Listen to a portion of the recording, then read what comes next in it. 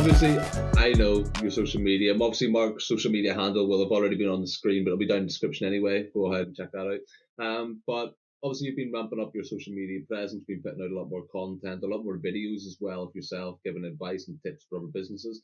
Well, what's your aim with that there? What are you actually trying to do? Is it just grow the social media, or are you using that as a sort of funnel to bring in new clients to your agency? So it's a bit of both. So the way I want my social media presence to be is that of authority, so that clients, or potential clients, can sort of look at me, because I outreach through Instagram. I don't send cold email or anything like that. My outreach is done purely through Instagram and social media. So it's having that sort of authoritarian profile, but also being able to help people that are coming through. I think at the minute, a lot of people are buying into the digital marketing space and stuff like that. So being able to help people that are coming through, maybe teach them a few things that I didn't know when I was starting and would have been handy to know. Yeah. And some good social proof as well, I suppose, for potential clients coming through and looking at your page. Yeah, well, there is that. We've got some small results that we've been able to share from a few of our clients on my Instagram highlights, so you'll be able to see those, which is always handy for potential clients. Yeah, of course. And you said there about your outreach, you actually don't do any emails. Do you do cold calls or strictly Instagram DM? Yeah, so no cold calls. I've never made a cold call in my life. In the 18 months I've been running an agency, never made a cold call, purely because I don't like it. I'll get nervous over the phone. But yeah, so it's all done through Instagram, and LinkedIn is a new sort of method that we're testing and pushing as well. See, that's something I haven't bothered. I know Jordan obviously done a video on it there last week before, I don't know. Yeah, He done a video on it, and I haven't even watched that yet. But I know a few people, especially within our sort of circles, are beginning to use LinkedIn very heavily. But it's something I haven't, one, looked at that properly to even put together a strategy for, or two, I don't know how beneficial it would be. Like, for me, obviously, but if you, I mean, I have it completely set up now. My LinkedIn is properly fully set up. I did take the time to set all that up originally, but I just have never bothered. I mean, I have so many fucking connections at this point; it's insane. Yeah. But I know how valuable it is. Like, my partner, she's a designer, and she uses LinkedIn like daily, and that's how she's ended up getting freelance jobs that are like bread money. Like, yeah. But it's like I have absolutely no clue how the fuck to use it, mate, to be quite honest. That's to be frank. I don't think a lot of people do, because although it's a social network, it doesn't work in your typical sort of social network way. The way that obviously like the connections and emails and stuff work. But it's really, really good especially if you're going for larger sort of companies, especially e-commerce companies. It's a good way to get directly to the owner, because you'll find a lot of the pages that you message on Instagram and Facebook won't actually be managed by the owner anymore. They'd have been outsourced to a team. So it's a good way to get directly to the owner and just sort of bypassing that gatekeeper straight away. Yeah, but I assume there's a specific way that you're trying to cut through the noise, because I know for the most part all the messages I get on LinkedIn kind of follow like 5 different templates, and they're all pretty similar. Like, and I think that's why I've just avoided it in the first place, of just like, there's so many just random messages getting sent out to every person that gets added or connected with. Like, is there a point to it? Like, do you think there's an actual benefit for people to be getting behind this LinkedIn hype? I think if it's utilised correctly, yeah. I mean, like you say, every time you connect with someone, they're always selling you their pitch. At the end of the day, it's business owners trying to sell. It's everyone on there is on there for the same reason, unless obviously you're looking for work and jobs, etc. But you just need to try and sort of differentiate, make your outreach different. I can't say that differentiate. Word. Yeah, differentiate. That's going to wind me up now. Like, you need to mix up your outreach a little bit with it, because like you say, everyone's sending you a pitch. As soon as you connect, you know what I mean, they've not warmed you up, they've not talked to you, they're not asked you how your day is, and they're just going straight in. Oh, my company is this company, we do X, Y, Z, here's some results, blah, blah, blah, sign up at this link. You're like, well, actually, I'm fine, and I'll take my cup of tea with 2 sugars. But they don't bother to get to know you with that. So what we do is we sort of build up a bit of a warm connection first. So we've obviously already connected with that person's company socials, so like their Instagram, their Facebook, checked out their website. If they're on YouTube, we'll have a look at some of their YouTube. If they've got a podcast, we'll check out the podcast, etc. And then we'll go through and you sort of like start commenting on a few of their posts and offering insights and stuff. And then you can sort of start to build that relationship with them and go, hey, I've been checking out your brand, obviously connected you with this. I've been checking out your brand. I've made you a quick sort of 5-minute Loom video, just highlighting a few of the issues that I found with your socials. It'd be great if you could check it out. And then you find that you get a very, very heavy open rate just from sort of building that warm connection. It takes a little bit longer. You know, I mean, you can't smash out sort of 60 messages of outreach in a day, but it's more targeted.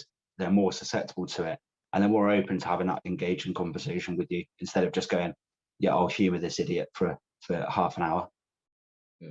So as opposed to where, for anyone who doesn't know outreach and marketing, it would typically be in terms of cold calls. At least you just have your list and you go through it, you make your calls, and if they're dead, they're dead, or else they go somewhere else in the process. With you then, Mark, is it more a case of you get your lead list or you get your prospect list and then you go about doing all them steps, so it's more of a longer game for you but with a higher success rate in terms of being able to convert prospects to clients, because you go through the element of, all right, well, first I'll follow them, and then I'll like them, and then you obviously spend maybe a week or two liking and commenting on posts and giving that extra engagement, and then you drop your little video in a couple of weeks in, is it? Yeah, so it's usually about a week to 10 days. So instead Okay. of, obviously we've tried with sort of cold email and sending them via cold email, but the open rate is pretty poor. I mean, we could send 50 emails in an afternoon using automated software such as GMass or Lemlist, and get one open of a Loom. You know, I mean, the open rate on the email is pretty good because we've got good subject lines and we've nailed that. But 9 times out of 10, if you're sending a business owner a video via a link from someone they don't know, they're not going to click it because I think you're just going to be trying to steal their bank details. So sort of maybe connecting with, on average, 75 to 100 people a week who you're seriously interested in working with and you've done a bit of market research behind, engaging with them and then sending them the value. They can already see you're a real person, you've got a bit of credibility in the space, and then they're more likely to open and engage. Obviously, you still get some that tell you to fuck off every now and then. I mean, I had one this morning. I thought the guy was pretty sound. We're chatting about his podcast and how he got into doing what he does. Sent it in this video, and yeah, just got sort of laughed out of his inbox basically. But you got to get that with every sort of method of outreach. You just got to deal with it. Yeah. And obviously there's a growth aspect to it as well. You have to have a good looking LinkedIn business profile to then be able to garner that sort of respect in the industry. Do you have any sort of advice for anyone that's trying to grow, or maybe they haven't used LinkedIn before as a way to outreach, and how they can grow their profile, make it look a lot stronger and give it a lot more social proof for these prospects? Yeah, so 3 things you need. Obviously, you need like a good high quality profile picture, so like a good headshot. If you look at mine, I'm in a tailored suit holding a glass of champagne by a lake. You know what I mean? It's clear cut. It's shot by a professional photographer. Yeah, says money. Yeah, says money. I mean, it wasn't. It was taken at a friend's wedding, and I thought this is a good opportunity. Literally grabbed the photographer after she'd finished taking the bride portraits and was like, "Can I just borrow you for 5 minutes?" Chucked her 20 and had some headshots done. And yeah, so you need a good, clear, professional picture. Your profile, the way it's laid out, so you have like an about section in your bio. People aren't interested in what school you went to or what university you went. Obviously, if you've got your university, if you're a doctor, or you've got a MBA or BSc or whatever, obviously bang that on there. But people aren't really too interested in that. So you need a good, authoritative sort of bio. So for me, it is telling people who I am, what I do, and how that adds value to them. So for me, I turn around and say, I help e-commerce owners. So I'm already targeting the industry, generate increased revenue. So that's what I can do for them, utilizing Facebook, Instagram, and Google Ads. So it tells them what I do, how I do it, and why. And then they can see straight away that it's no nonsense, and I'm not going to sort of just try and pilfer them, you know, just harassing them with messages. And then the other thing as well is when you are building up your connections, obviously connecting with people in the same space. So if you look at my connections list, a lot of it is people from within the Affluent Academy and other agency owners that I know from outside as well. And having those key endorsements. So like you'll collab on a lot of projects, like obviously we collabed a little bit on helping you with a bit of your outreach and a meeting strategy. And And likewise, you're helping me boost my profile here. So if I was to go on LinkedIn, I could endorse you for sort of social media engagement or something like that. And it's just having that little bit of credibility.